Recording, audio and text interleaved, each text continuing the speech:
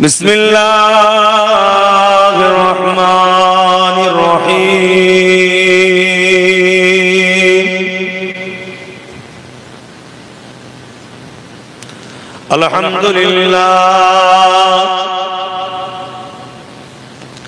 अल्हम्दुलिल्लाह नहमदुहु व नस्तईनुहु व नस्तगफिरुहु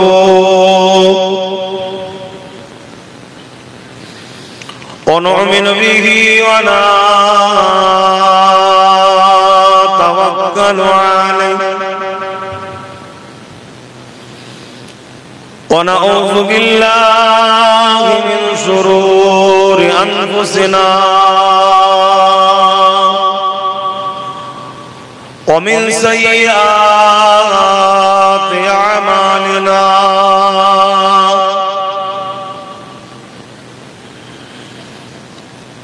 मन यहदिहिल्लाहु फला मुदिल्ल लहु व मन युद्लिल्हु फला हादिय लहु व नशहदु अन ला इलाहा इल्लल्लाह वहदहु ला शरीक लहु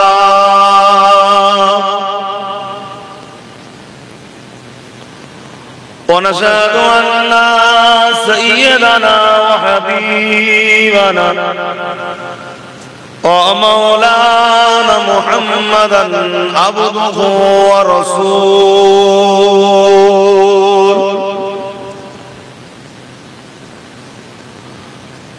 अम्मा बाद फया अय्युहल हादिरून रहिमकुमुल्लाह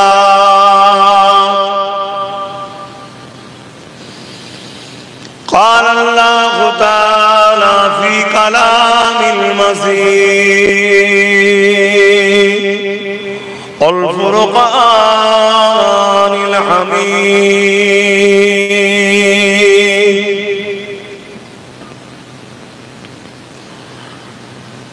इन्नल्लाहा व मलाइकतहु यस्सल्लूना अलन नबी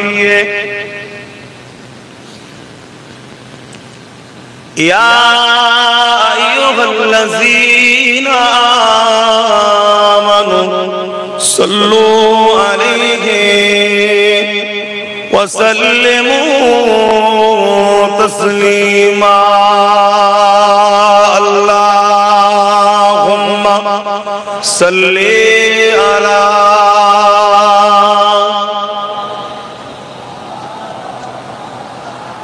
वला आले सय्यदना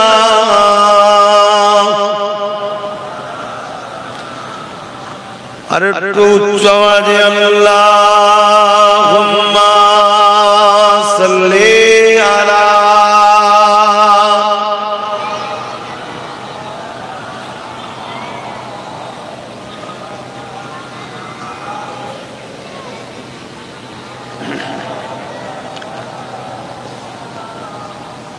मेरे आँखों के बुदली में जलवा मोहम्मद का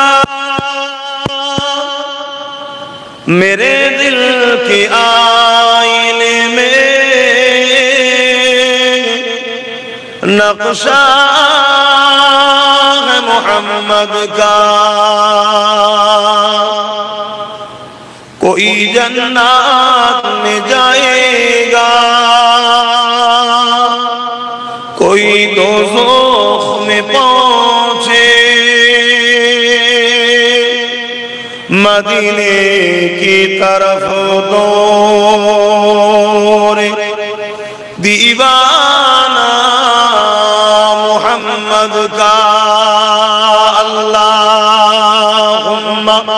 सल्ली अला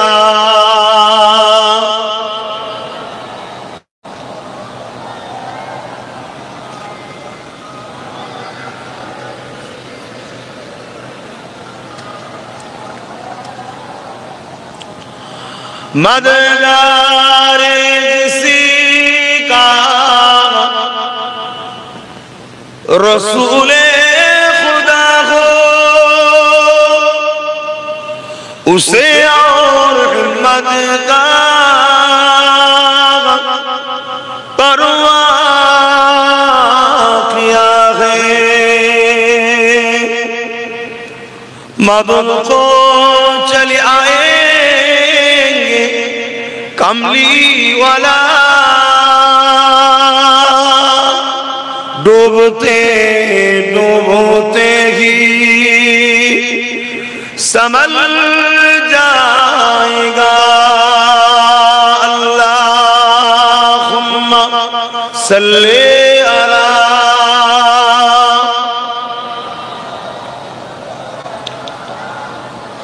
वलाले सय्यदना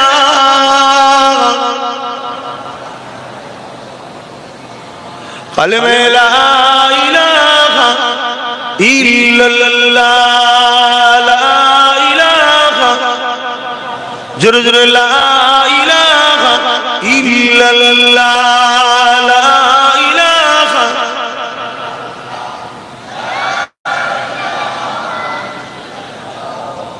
मुहम्मदुर रसूलुल्लाह ला इलाहा इल्लल्लाह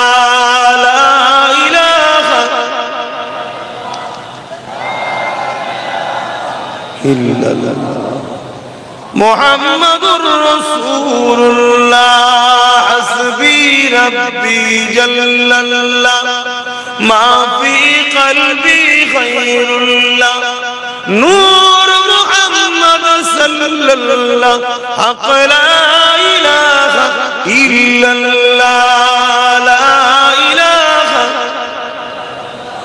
ला इलाहा इल्लल्लाह ला इलाहा ला इलाहा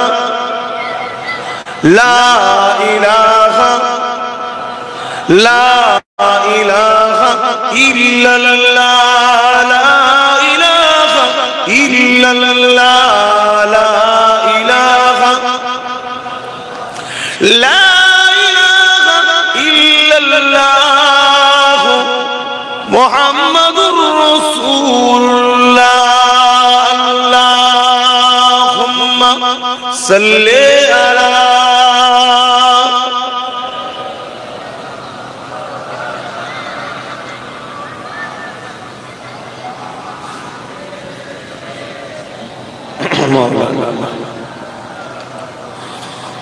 وقال الله تعالى في كلام المسيح والفرقان الحميد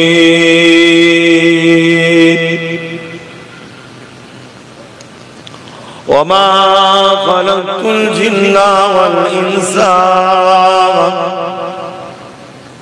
إلا ليعبدون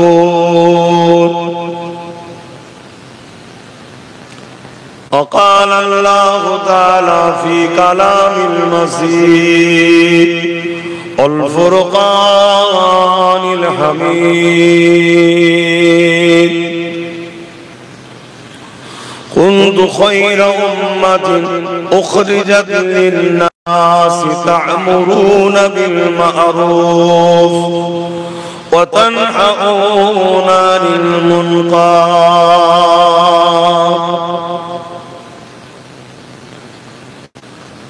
قال رسول الله صلى الله عليه وسلم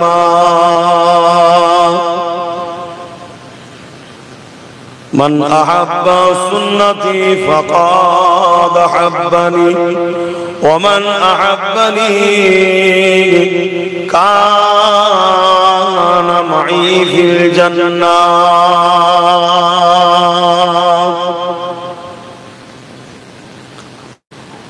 أو كما قال رسول الله صلى الله عليه وسلم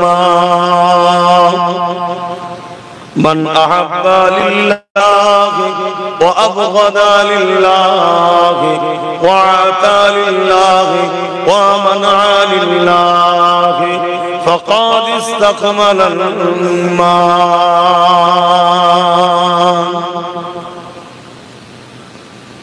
আমার আব্বা জানেরা, পর্দা নিশিন আমার আম্মা জানেরা, বোনেরা, আমার নওজোয়ান তরুণেরা, যুবকেরা, ছোট ছোট বাবুরা, এই দুনিয়া আমাদের কারো জন্য চিরস্থায়ী নয়। সে পীর সাহেব হোক, মুফতি সাহেব হোক, আলেম সাহেব হোক, বা সাধারণ মানুষ হোক বা মুরিদ হোক, সে শিক্ষক হোক আর তুলাবা ছাত্র হোক, সে আলেম হোক আর আম মানুষ হোক,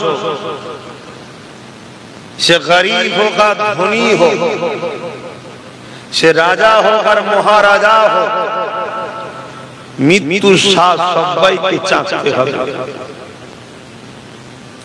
নেক কাজ করলেও মৃত্যু হবে, অন্যায় করলেও মৃত্যু হবে,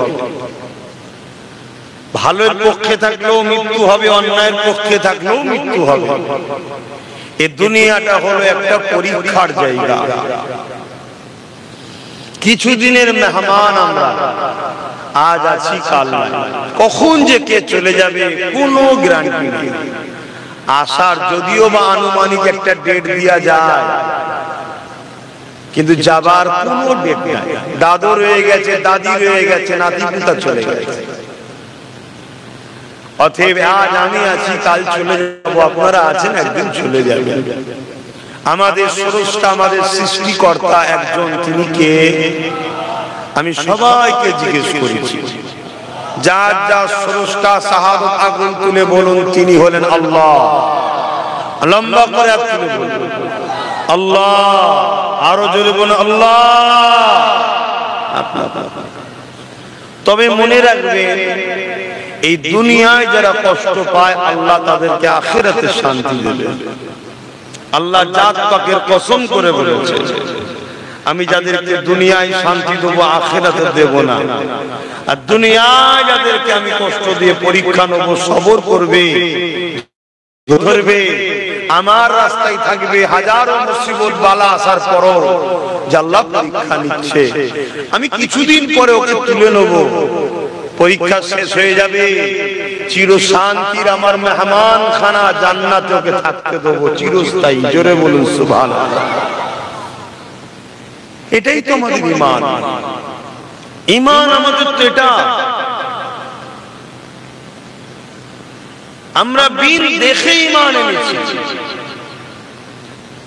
আমানতু বিল্লাহি, আল্লাহর উপরে, ওয়া মালাইকাতিহি, ফেরেশতার উপরে, ওয়া কুতুবিহি, কিতাবের উপরে, ওয়া রাসূলিহি, নবীদের, ইয়াউমিল আখির, আখিরাতের উপরে, ওয়াল কদরি খাইরিহি, তাকদীরের উপরে, মিনাল্লাহি তাআলা আল বা'স বা'দাল মাউত, এবং মৃত্যুর পর আবার উঠানো হবে। এগুলোর উপরে আমরা তো বিন দেখে বিশ্বাস করেছি। এবং জবানে মুস্তাফা আরবি সাল্লাল্লাহু আলাইহি সাল্লামের উপরে আমাদের বিশ্বাস এতটাই যে নবী বলেছেন আখিরাত আছে, ভালো মন্দ আল্লাহর করতে হয়, তাকদীর আল্লাহর কুদরতি হাতে, ফেরেশতা আছে, জান্নাত আছে, জাহান্নাম আছে, মৃত্যুর পর উঠানো হবে। আমরা হুজুরের উপরে এত বিশ্বাসী, আমরা হুজুরের বিশ্বাস করি, এই তো বলা হয় ঈমান। অর্থাৎ যার দিলে যত বেশি হুজুরের উপরে আদব, বিশ্বাস, ভক্তি, ভালোবাসা আছে, তার ঈমান তত মজবুত আছে। ঈমানের সাথে সাথে আমাদেরকে আমলের জিন্দেগি তৈরি করতে হবে, যে যত বেশি আমল করবে তার জান্নাতে ক্যাটাগরি তত ভিআইপি হবে। যে ভাষাগুলো আপনারা বুঝবেন, ওই ভাষায় আপনাদের বোঝাচ্ছি। আজকে দুনিয়া জমিন আমাদের জন্য কিছুদিনের, এই পৃথিবীতে আমরা যত দিন যাচ্ছে যেন আমাদের ধর্মীয় স্বাধীনতার উপরে একটা হস্তক্ষেপ আস্তে আস্তে নেমে আসছে। আমরা বিগত দিন দেখেছি আমাদের চাকরি হরণ হয়েছে, বিগত দিন দেখেছি আমাদের জায়গা চুরি হয়েছে, আমার পজিশন, আমার পদ অন্যজন পেয়ে গেছে। বিগত দিন আমাদের দুনিয়াবী সংসার জীবন প্রয়োজনের উপরে অনেকে হস্তক্ষেপ করেছে, অনেক দিক দিয়ে আমাদের উপরে আঘাত এসেছে। আমরা তখন যদি শক্ত হাতে ঢুকে দাঁড়াতাম, তাহলে আজকে এই দিন আমাদের দেখতে হতো না যেখানে আজ আমাদের ঈমান থাকবে না যাবে। খুব ভালো করে শুনুন, অন্যায়ের প্রতিবাদ করার নাম ঈমান। অন্যায় দেখে প্রতিবাদ যে করেনি তার মধ্যে ঈমান নাই।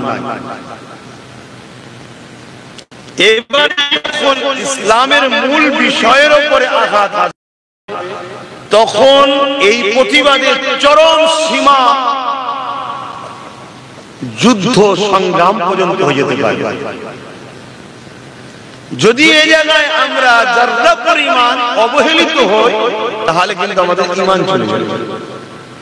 এখানে আজ আমাদের কি ঈমানের অস্তিত্বের জায়গায় আজ আমরা এসে দাঁড়ালাম। কারণ কি, যখন আমাদের এলাকায় বা আমরা দেখেছিলাম 20 গাছ গজাচ্ছিল, তখন আমরা ট্রিটমেন্ট করিনি। আমরা ভাবছিলাম হচ্ছে হোক, হচ্ছে হোক, হচ্ছে হোক, হচ্ছে হোক।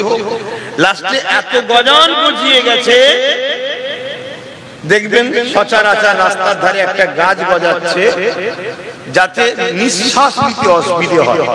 এটা আমার দেশের নয়, বিদেশ থেকে এসেছে। আমি ওই গাছ উদাহরণ দিয়ে বুঝাচ্ছি।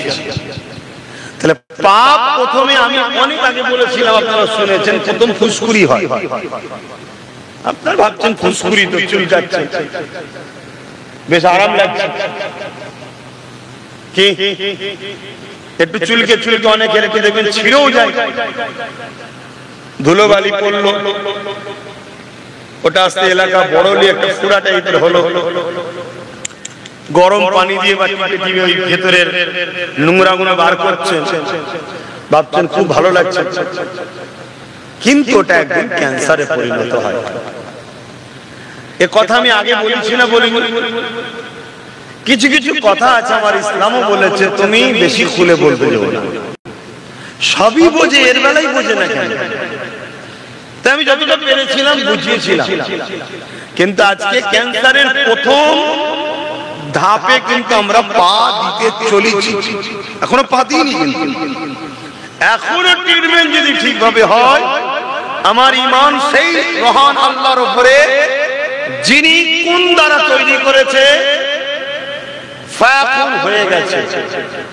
আমার ঈমান সেই মহান স্রষ্টার উপরে, যিনি এই বিশাল আসমানকে টুকরো টুকরো করে ফেলবে, তারাগুলো ঝরে ঝরে পড়বে, বিশাল পাহাড়গুলো তুলোর মতো উঠবে, একটা পাহাড় আর একটা পাহাড়ের সঙ্গে টক্কর হবে, ধাক্কা হবে, ঝরঝর করে যেমন ধুলোর মতো উড়ে যায়, তুলোর মতো ঝুরে ঝরে ঝরে ঝরে সব প্লেন হয়ে যাবে।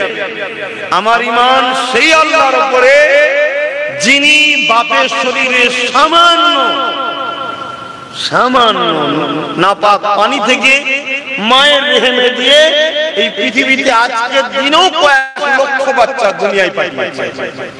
সেই আল্লাহর কথা বলছি।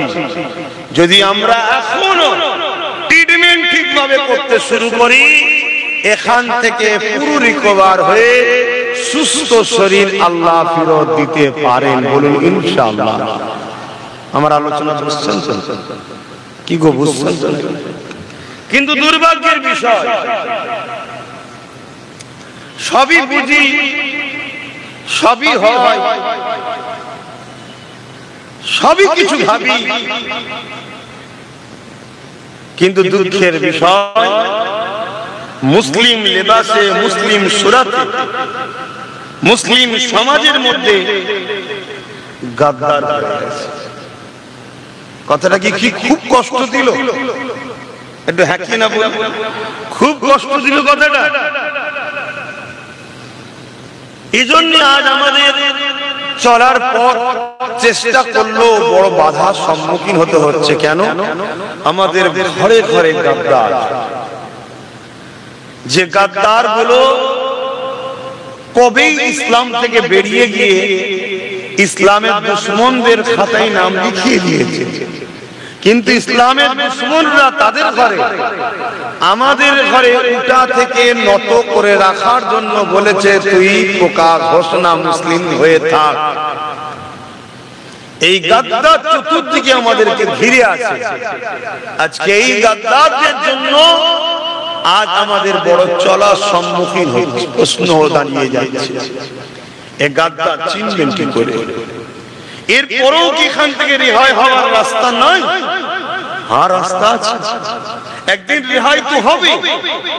ইমাম মেহেদী আলাইহিস সালামের নেতৃত্বে পুরো পৃথিবীতে অত্যাচার, জুলুম, দাঙ্গা, খুন, ফাসাদ, চুরি, ডাকাতি, চরিত্রহীন, জালিম, অত্যাচারী, বদমাশ, বাটপার সব খতম হয়ে পুরো পৃথিবীতে আবার আমান, শান্তি, ইনসাফ, ইনসানিয়াত, সাম্যর হাওয়া বইতে থাকবে। জোরে বলুন সুবহানাল্লাহ, আরো জোরে বলুন না সুবহানাল্লাহ। তাহলে হবে না? হবে না? হবে।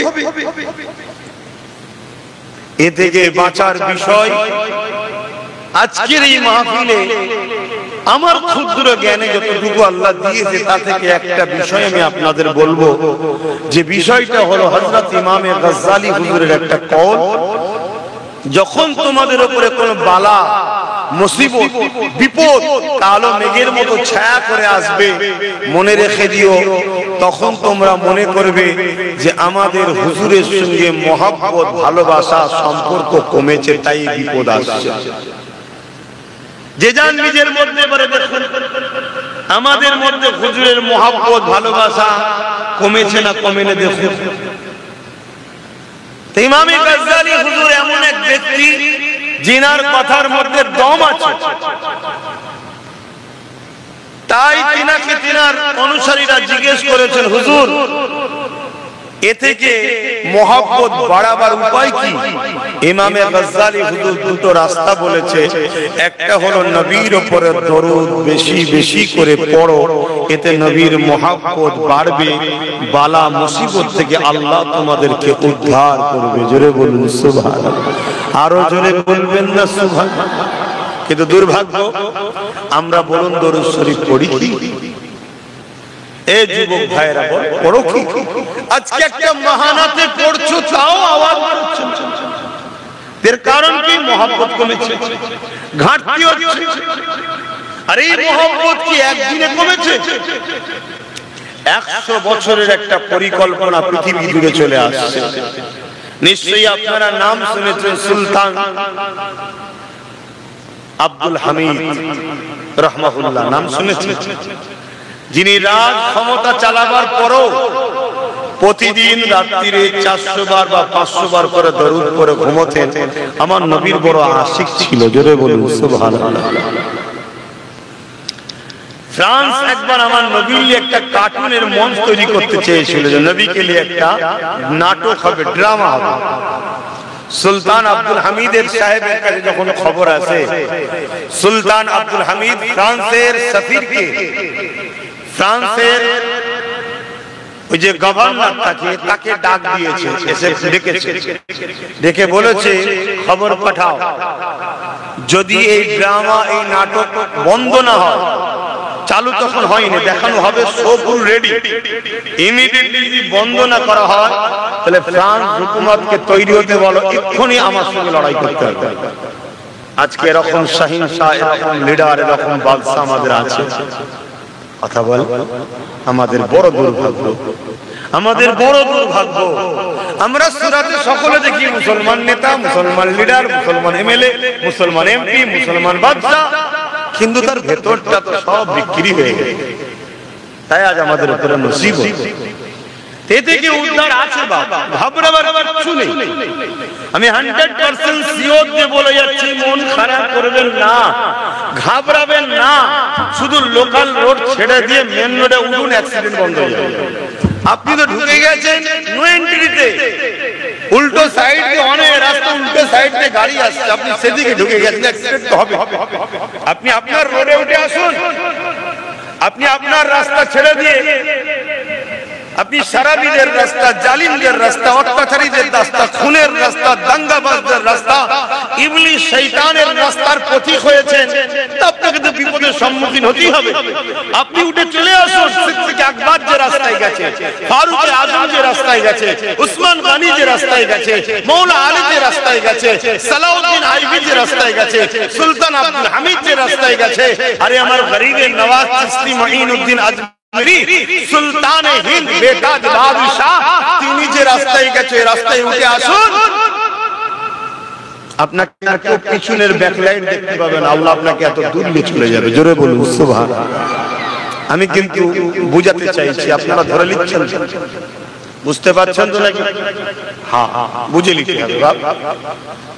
কেন সহজ জিনিস মানুষের গুরুত্ব থাকে না, সহজ জিনিসের মানুষের গুরুত্ব থাকে না। একটু ব্রেনটাকে চাপ দেন, ব্রেন খাটান।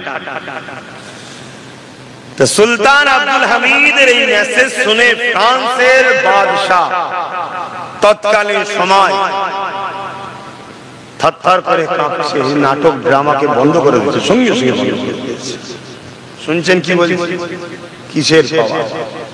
সুলতান আব্দুল হামিদ শুধু রাজ ক্ষমতা ছিল না, একজন রাজনীতিবিদ হওয়ার পরও, রাজনীতির নেতা হওয়ার পরও বেঈমান নেতা নয়, ঈমানদার নেতা ছিল। জোরে বলুন সুবহানাল্লাহ।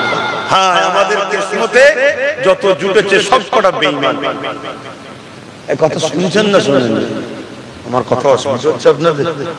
কিসমত আল্লাহ দিয়েছে, আমাদেরও কর্মের তো ফলও আছে, দোষও আছে। তো ভাইয়েরা আমার, যুগে যুগে এভাবে মুসিবত ছেয়েছে, তা থেকে মুক্তি পাওয়ার উপায় ইমামে গাজ্জালি হুজুর বলেছেন, নবীর প্রেম বাড়াও, নবীর আদব বাড়াও। তাহলে প্রথম নম্বর প্রেম ভক্তি বাড়ার লাইন কি? দরুদ। দ্বিতীয় নম্বর কি? নবীর জীবনী পড়ো। নবীর জীবনী পড়লে তোমার মধ্যে নবীর প্রেম বাড়বে। জোরে বলুন সুবহানাল্লাহ। কেউ জিজ্ঞেস করছে, হুজুর যদি জীবনী পড়তে না পারে? ইমামে গাজ্জালি হুজুর বলছে, জীবনী যদি পড়তে না পারে, যাদের কাছে বসলে হুজুরের জীবনী শোনা, তাদের কাছে বসে হুজুরের জীবনী শোনো, এতে প্রেম বাড়বে। আর প্রেম বাড়লে ঈমান বাড়বে। ঈমান এমন একটা পাওয়ার, ঈমানদারকে দেখলেই জালিমের মাথা কাটা। বলবেন না আল্লাহু আকবার? বলবেন না আল্লাহু আকবার? এটা একটা সিস্টেম। যেমন সূর্যের দিকে তাকানো যায় না, তাকানো যায় কি?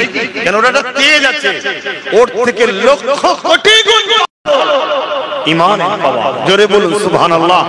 তা ঈমানের পাওয়ার যখন আমাদের বাড়বে, অটোমেটিক জালিমের মাথা হাট হবে। তার একটা ছোট্ট নমুনা দিয়ে যায়। আমার ছোট হুজুরের সম্বন্ধে একটা মিথ্যা প্রোপাগান্ডা ছড়ানো হয়েছিল, তার জন্য বলেছিল ওনাকে বন্ধ করা হবে। তো বারবার দিল্লি থেকে মেসেজ এসেছে, বন্দি করো, বন্দি করো, বন্দি হচ্ছে না, পাচ্ছে না। কেন?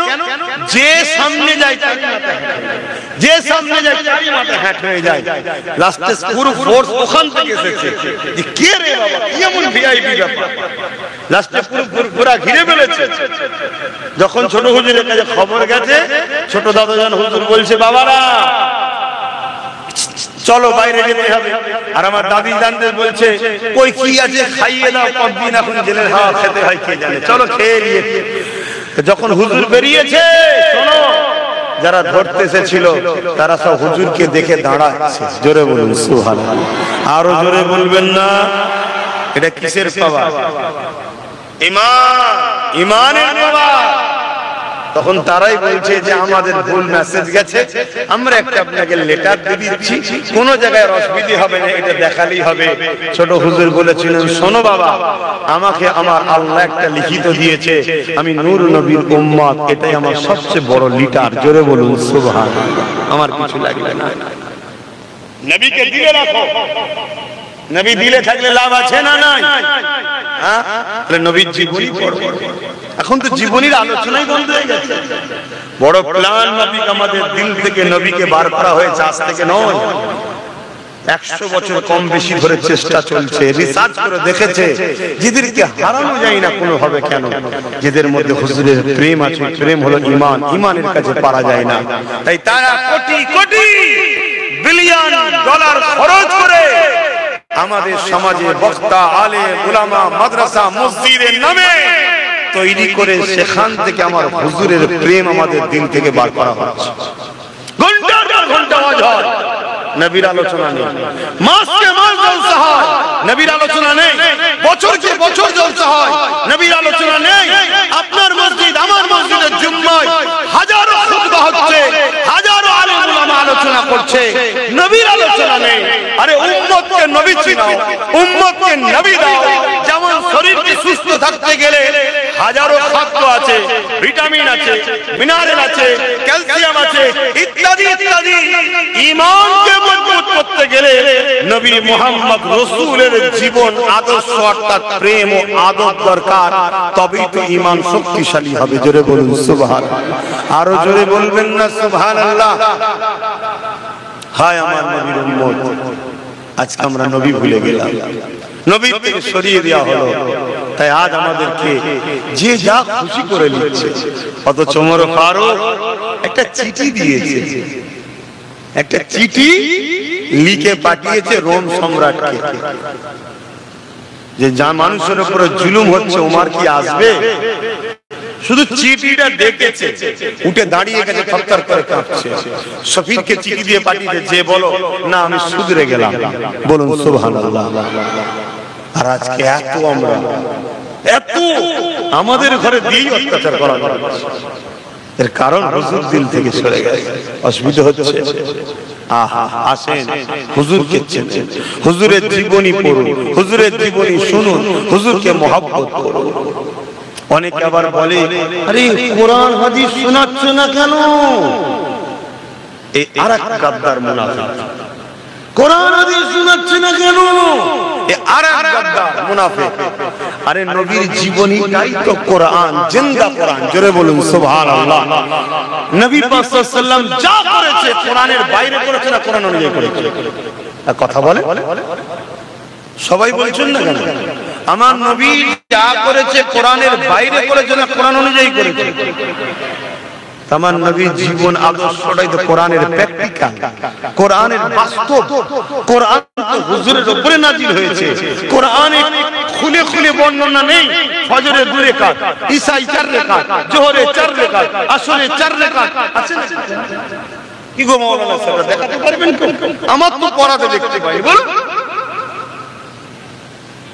রুকু একটা, সিজদা দুবার কোরআনে আছে। সিজদা আগে, এই রুকু আগে, সিজদা পরে। এটা খুলে খুলে শুধু নামাজের পর আকিমুস সালাত, নামাজ কায়েম করো, ওয়াসজুদু ওয়ারকু, তোমরা রুকু দাও, সিজদা দাও। কিন্তু এটাকে রুকু বলা হয়। কপালটা মাটিতে ঠেকানোটাকে ওটাকে রুকু বলা হয়।